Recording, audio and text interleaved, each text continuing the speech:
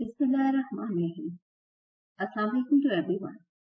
Welcome to online class of Business Finance.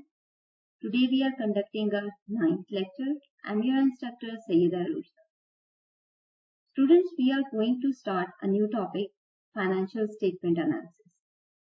Class, in previous lecture we discussed about the basic financial statements, which includes income statement, balance sheet and cash flow statement. We talked about the different components in these statements and how these components are helpful in financial analysis. This is our today's lecture outline, and in today's lecture we will discuss about the financial statement analysis tools. We will particularly talk about comparative financial statement analysis, which include year-to-year change analysis and index number trend analysis. A variety of tools designed to fit specific needs are available to help user analyze the financial statements. Some basic tools of financial analysis are comparative financial statement analysis, common size financial statement analysis, ratio analysis, cash flow analysis, and valuation models. Class, this is a flowchart of analysis tools for financial statement analysis. And this chart is specially designed to make you understand that how there are different types of tools of financial statement analysis and how these tools are further categorized into different techniques, and this is how we will study these tools and techniques one by one in our today's lecture and our upcoming lecture. Let's start with the comparative financial statement analysis. Comparative, as the name suggests, that it includes comparison.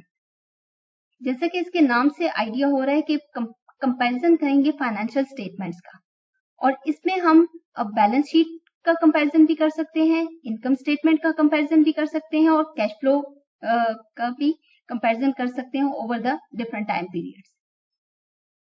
और जब हम comparison time period की base के ऊपर करेंगे तो हमें एक ट्रेंड शो होगा ओवर द टाइम.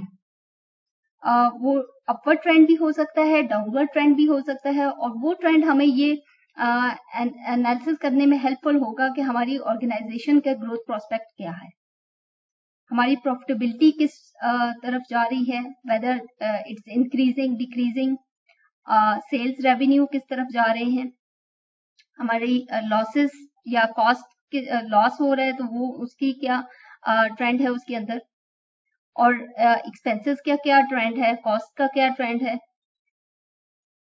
तो एक कंपैरेटिव स्टेटमेंट एनालिसिस स्टेटमेंट जो है वो हमें ओवर द सेवरल पीरियड के ऊपर एक डायरेक्शन शो करता है, एक स्पीड शो करता है, एक ट्रेंड शो करेगा. Comparative statement analysis is also referred as horizontal analysis भी बोलते हैं इसको. There are two techniques of comparative analysis are especially popular in financial statement analysis. First one is year-to-year change analysis and second one is index number trend analysis. सबसे पहले हम year-to-year change analysis को देखेंगे. Comparing financial statements over relatively short time period, 2 to 3 years, is usually performed with the analysis of year-to-year change in individual accounts. Year to year change के अंदर हम 2 या 2-3 साल का शॉर्ट टाइम पीरियड के ऊपर हम स्टेटमेंट्स को कंपेयर कर सकते हैं, ताकि हम ये देख सकें कि ईयर टू ईयर उसके अंदर उन स्टेटमेंट्स के अंदर क्या चेंज आया है. और ये शॉर्ट टाइम पीरियड के ऊपर जब भी हमें एनालिसिस करना होता है 2 साल 3 साल के ऊपर, तो हम ये बहुत ही इजी टेक्निक है जो कि हमें एक स्नैपशॉट दे देता है about the change over the 2 year और 3 ईयर टाइम पीरियड. बहुत ही अंडरस्टैंडेबल टेक्निक है, बहुत ही मैनेजेबल टेक्निक है. बट इस टेक्निक का एक डिसएडवांटेज ये है कि ये लॉन्ग पीरियड्स के लिए, टाइम पीरियड्स के लिए हम इसको अप्लाई नहीं कर सकते. Another advantage of using this technique is that you can have the change in form of monetary terms के अंदर भी आपको change मिलेगा, plus you can have a change in percentage value. कि अगर आप ये चाहते हैं कि आपको monetary terms के अंदर change पता चले, ईयर टू ईयर चेंज कितना आया है monetary terms डॉलर वैल्यू के अंदर, या रुपीज वैल्यू के अंदर, तो वो भी आपको इस टेक्निक के थ्रू पता चल सकता है। एडिशनली अगर आप ये देखना चाह रहे हैं कि परसेंटेज चेंज कितना है ओवर द ईयर, तो आपको परसेंटेज वैल्यू भी कैलकुलेशन हो जाएगी। Year to year change analysis के लिए जो फॉर्मूला यूज होता है उसके अंदर दो फॉर्मूलाज हैं। डॉलर चेंज मॉनेटरी टर्म्स के अंदर अगर हम वैल्यू को change year to year change देखना चाह रहे हैं तो उसके लिए amount in current year minus amount in base year. Current year जो हमारा करंट ईयर चल रहा है जिसका डिफरेंस हम देखना चाह रहे हैं प्रीवियसली जो हमारा बेस ईयर जो हमने सेट किया है कि उस साल से आज के साल में हमें कितना चेंज है, कितना हमने प्रोग्रेस किया है या कितना फॉर्म ने उसकी प्रोग्रेस में उतनी प्रोग्रेस नहीं हुई है जितनी सेट टारगेट्स थे, तो वो चेंज हमें बेस फिगर के साथ हम उसको कैलकुलेशन उसको कंपेयर करेंगे तो हमें वो चेंज नजर आएगा डॉलर टर्म के अंदर या मॉनेटरी टर्म्स के अंदर। अगर हम उसको परसेंटेज चेंज देखना चाह रहे हैं तो उसके लिए हमारे पास कैलकुलेट करने के लिए हमारे पास फॉर्मूला है amount in the current year minus amount in the base year, कि जिस ईयर के साथ आपने उसका कंपैरिजन कर रहे हैं over amount in the base year multiply by 100। Here we are multiplying this with the 100 to get the percent absolute number of in percentage, तो इसलिए इसको 100 के साथ हमने मल्टीप्लाई करना है। तो ये दो फॉर्मूलाज हैं जिनको हम यूज करते हुए ईयर टू ईयर चेंज जो है वो कैलकुलेट कर सकते हैं। Here we have this question from the following balance sheet of ABC Limited, prepare a comparative statement. ये एक बैलेंस शीट है ABC लिमिटेड की और हमने इसकी कंपैरेटिव स्टेटमेंट करनी है ईयर टू ईयर चेंज और जो मॉनेटरी टर्म्स के अंदर भी इसको करना है कैलकुलेशंस और इसकी हमने परसेंटेज के अंदर इसकी कैलकुलेशंस भी वो करनी है। Now let's start with illustration of this question, जहां पे हमने ईयर टू ईयर चेंज को कैलकुलेट करना है और परसेंटेज चेंज को कैलकुलेट करना है। As you can see that this is on the left side we have a balance sheet particulars including liabilities and assets and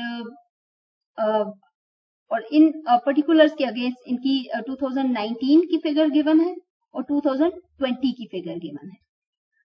Now this 2020 is our current year and 2019 is our base year, कि जिस year के साथ हम 2020 का comparison करने जा रहे हैं। तो फर्स्ट कैलकुलेशन इसके अंदर इक्विटी एंड लायबिलिटीज के हेड के अंदर हमारे पास शेयर होल्डर इक्विटी का कंपोनेंट है जिसके अंदर शेयर कैपिटल और रिजर्व सरप्लस की फिगर्स मौजूद हैं। Let's start with the share capital, जहां पे 2019 में हमारे पास शेयर कैपिटल जो था वो 5 लाख था और 2020 में हमारे पास शेयर कैपिटल जो है वो 7,50,000 है। सो हमने करंट ईयर में से जो बेस ईयर है उसको माइनस करना है, तो हमारे पास ईयर टू ईयर चेंज जो मॉनेटरी टर्म्स के अंदर आएगा वो है 7,50,000 minus 500, 2,50,000। Then reserve and surplus का चेंज जो है वो है 2020 में 5 लाख और 2019 में 3 लाख, तो the net difference is 2 lakh, 5 lakh minus 3 lakh, 2 lakh. The next one is current liabilities में short term borrowings.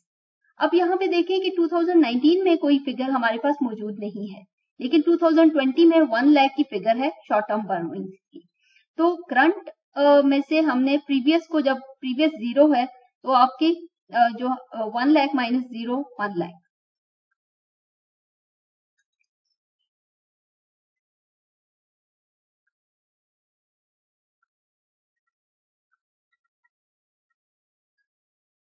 The next one is trade payables. We have figure of trade payables in 2019 is 2 lakh and in 2020 is 1,50,000। Means कि हमारे trade payables 2020 में कम हो गए थे 50,000। तो जब 2020 से हम 2019 की फिगर को माइनस करेंगे तो हमारे पास जो नेट फिगर आएगी वो होगी 50,000 बट नेगेटिव।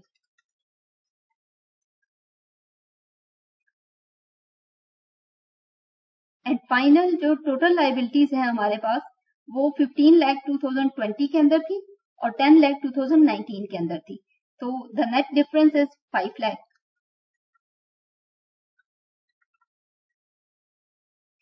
अब हम आ जाते हैं एसेट साइड पे। एसेट साइड पे लॉन्ग टर्म एसेट्स में हमारे पास फिक्स एसेट्स हैं और फिक्स एसेट की फिगर 2020 में 9 लाख थी और 2019 में 5 लाख थी। The net difference is 4 lakh.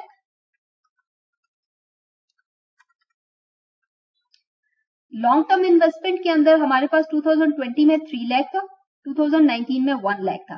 The net difference is 2 lakh. Current assets के अंदर इन्वेंट्रीज हमारे पास 2019 में 1 लाख थी और 2020 में भी हमारे पास इन्वेंट्री 1 लाख थी। The net difference is 0। Trade receivables जो कि 2019 में 2 लाख थे लेकिन 2020 में हमारे पास रिसीवेबल्स नहीं है, तो 2020 की फिगर एग्जिस्ट ही नहीं कर रही और 2019 की फिगर है, तो वो जब आप उसको करेंगे तो ये नेगेटिव में आ जाएगी। 0 माइनस 2 लाख, तो हमारे पास फिगर जो है वो 2 लाख नेगेटिव में आ जाएगी।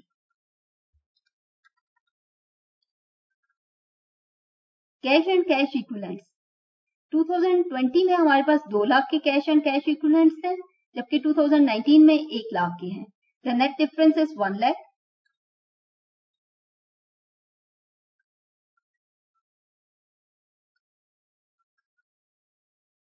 एंड अगेन जो हमारे पास टोटल एसेट्स की वैल्यू है वो उसका नेट डिफरेंस जो है वो 5 लाख होगा क्योंकि हमारे पास 2020 में 15 लाख थे और 2019 में 10 लाख थे। The net difference is 5 lakh. So class, with absolute dollar, in terms of absolute dollar change, जो वैल्यूज हमारे पास आई हैं ईयर टू ईयर चेंज, उससे हमें ये नजर आ रहा है दैट शेयर कैपिटल की वैल्यू जो है वो इंक्रीज हुई है, रिजर्व्स की वैल्यू भी इंक्रीज हुई है, शॉर्ट टर्म बोरोइंग्स जो है वो जो है वो उसके अंदर 1 लाख है, इंक्रीज हुई है और जो ट्रेड पेएबल्स जो हैं वो डिक्रीज हुए हैं। एसेट्स की बात करें तो फिक्स एसेट हमारे इंक्रीज हुए हैं, लॉन्ग टर्म इन्वेस्टमेंट्स इंक्रीज हुई हैं, इन्वेंट्रीज के अंदर कोई चेंज नहीं आया, ट्रेड रिसीवेबल हमारे डिक्रीज हुए हैं और कैश एंड कैश इक्विवेलेंट्स जो हैं वो हमारे इंक्रीज हुए हैं। अब अगर हम ये देखना चाह रहे हैं कि परसेंटेज एब्सोल्यूट परसेंटेज कितना चेंज आया है तो उसकी कैलकुलेशंस हम करेंगे। इन्हीं फिगर्स को जो हमने जिसके लिए हमने ये देखा था कि हमारे पास फॉर्मूला जो है परसेंटेज चेंज का amount in current year minus amount in base year over amount in base year into 100, तो ये हमारे पास परसेंटेज चेंज आ जाएगा। अब जब हम इसकी कैलकुलेशन करेंगे तो amount year to year change जो 2,50,000 2.5 लाख था उसको हम डिवाइड करेंगे बेस ईयर के साथ जो कि 5 लाख है, तो 2,50,000 डिवाइडेड बाय 5 लाख इंटू 100, तो हमारे पास आंसर आता है 50%, which is the net percentage over year 50%. The second one is reserve and surplus की फिगर के अंदर कितना चेंज आया है, 2 lakh divided by 3 lakh into 100, तो हमारे पास नेट चेंज जो है वो 66.67% है। अब 1 लाख शॉर्ट टर्म बोरोइंग्स जो थी वो हमारी 1 लाख 2019 में नहीं थी, 2020 में 1 लाख थी और नेट चेंज 1 लाख का था, तो इसका जो कैलकुलेशन है वो पॉसिबल नहीं है, परसेंटेज पॉसिबल नहीं है क्योंकि हमारे पास बेस फिगर अवेलेबल नहीं है। ट्रेड पेएबल्स 2019 में 2 लाख थे और 2020 में 1.5 लाख थे। जब हमने इसकी कैलकुलेशन की तो 50,000 का year to year change dollar amount के अंदर आया और नेगेटिव फिगर थी, और अब इस नेगेटिव फिगर को जब हम इसके बेस ईयर से डिवाइड करेंगे एंड मल्टीप्लाई विद 100, तो हमारे पास जो परसेंटेज आएगी वो भी नेगेटिव परसेंटेज होगी, 25% डिक्रीज। और टोटल लाइबिलिटीज के अंदर जो हमारा परसेंटेज चेंज आया है वो 5 lakh divided by 10 lakh base year के साथ multiply by 100, the answer is 50%। अब हम कैलकुलेशन परसेंटेज कैलकुलेशन करेंगे एसेट्स के साथ। एसेट्स फिगर को फिक्स एसेट्स की हम फिगर की कैलकुलेशन जब करेंगे तो 4 लाख की ईयर टू ईयर चेंज था।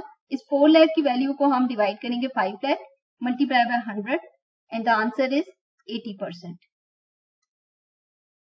Long term investment year to year 2 lakh का चेंज था, 2 lakh divided by 1 lakh multiply by 100 and the answer is 200%।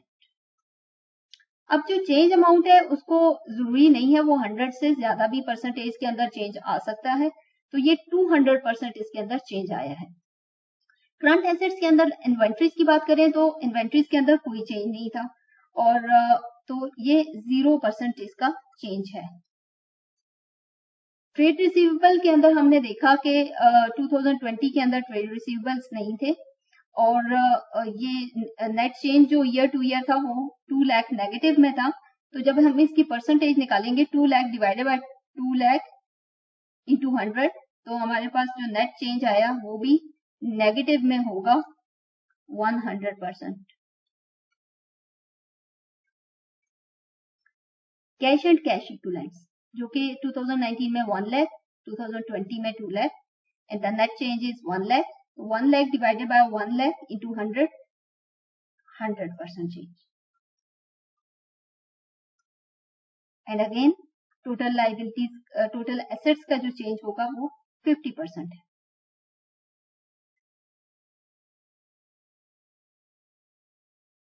अभी हमने year to year change analysis इसका इन स्टेटमेंट्स का किया है, तो हमें ये अब आइडिया हो रहा है दैट शेयर कैपिटल के अंदर हमें 50% का राइज मिला है, रिजर्व्स जो है वो 66.67% जो है उसमें इंक्रीज आया और ट्रेड पेएबल जो है वो उसके अंदर 25% का फॉल है या उसके अंदर डिक्रीज है।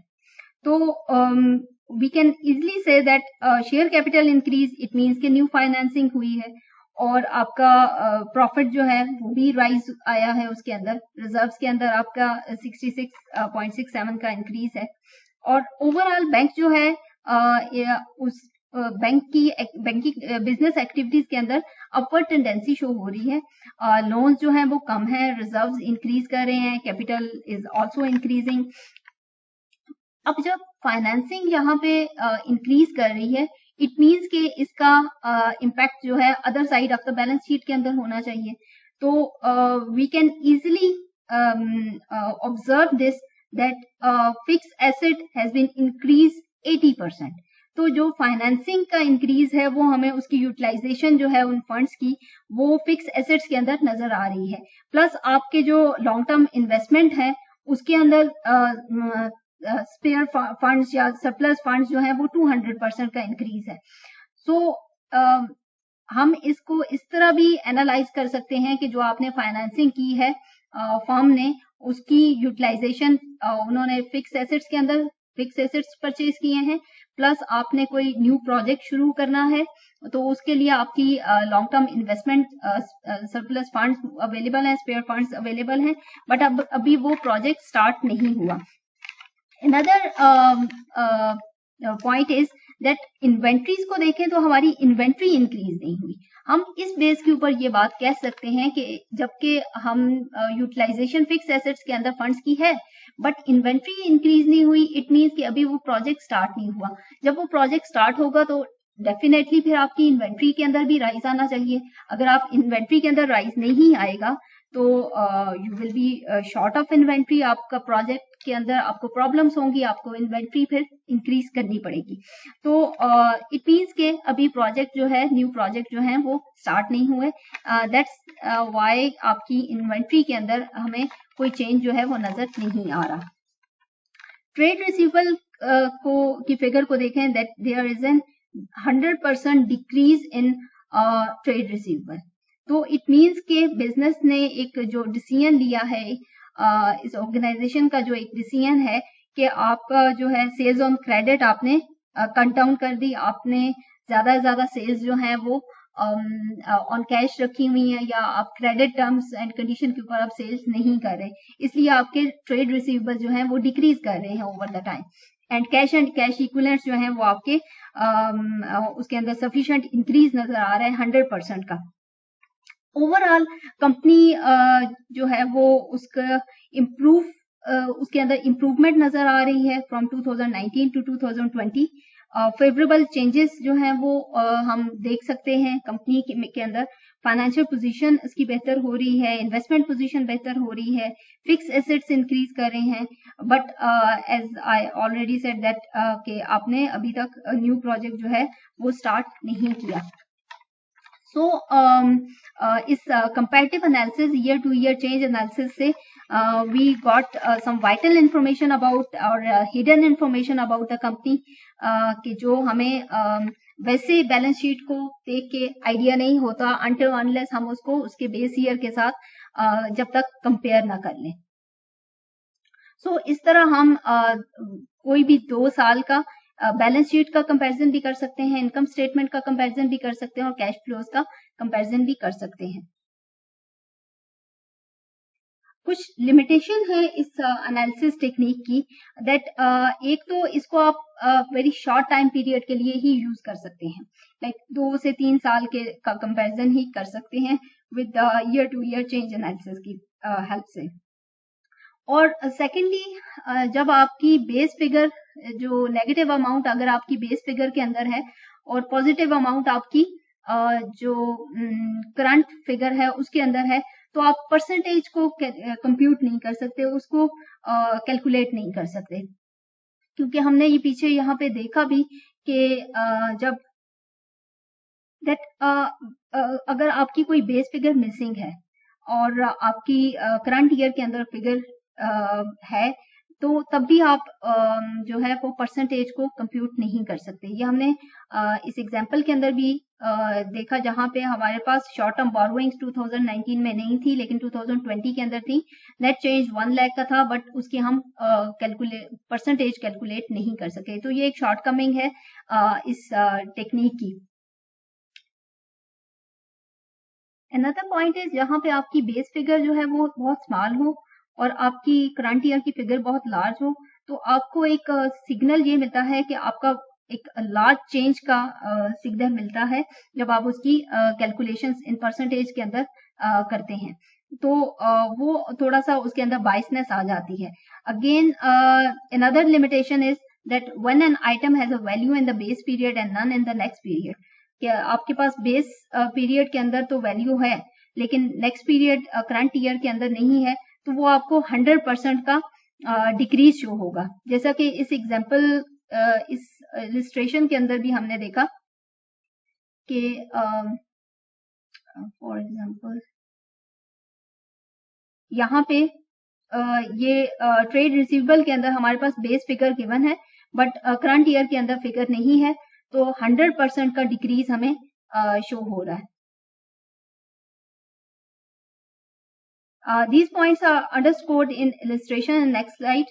इन्हीं limitation points को हम इस illustration के थ्रू भी देखते हैं कि जो complications arise होती हैं जब हम year to year analysis करते हैं। net income अगर तो नेगेटिव होगी, लॉस के अंदर होगी, तो वो ब्रैकेट्स के अंदर होगी।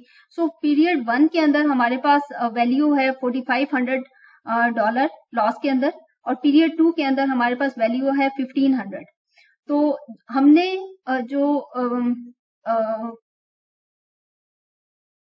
जब 1,500 से 4,500 को माइनस करेंगे, 4,500 ऑलरेडी माइनस फिगर है, तो हमारे पास जो अमाउंट आएगी वो है 6,000। 1,500 माइनस इंटू माइनस ऑफ 4,500, तो 6,000 की फिगर आएगी। और ये नेट चेंज है ईयर टू ईयर अमाउंट के टर्म्स के अंदर, और इसकी फिर परसेंटेज आप कैलकुलेट नहीं कर सकते क्योंकि जो आपकी बेस फिगर है वो नेगेटिव है, तो वो परसेंटेज कैलकुलेशन इसकी नहीं हो सकती। Then comes the tax expense. Tax के अंदर जो आपका फर्स्ट पीरियड की फिगर है जो वो है 2000, बेस पीरियड की फिगर 2000 है, और जो आपका करंट ईयर है वो नेगेटिव फिगर है।